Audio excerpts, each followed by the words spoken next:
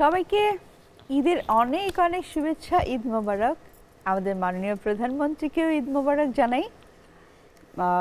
সম্প্রতি আপনি আমাদের শিল্পীদের জন্য যে ভালোবাসা, প্রাণঢালা ভালোবাসা দিয়েছেন, সেটার প্রতি কৃতজ্ঞতা না জানালেই নয়।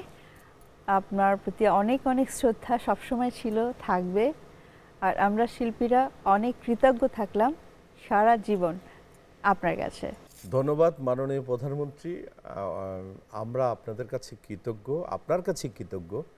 শিল্পী কলাকুশলী যারা যারা আছেন তাদের প্রতি যে আপনি একটু নজর দিয়েছেন, কারণ এই নজরটা প্রথম দিয়েছিলেন আমাদের বঙ্গবন্ধু। ওনার নিজের হাতে গড়া হচ্ছে বাংলা চলচ্চিত্রের শুরুটা। তো আপনি যে কাজটি করেছেন আমরা আপনাদের কাছে কৃতজ্ঞ।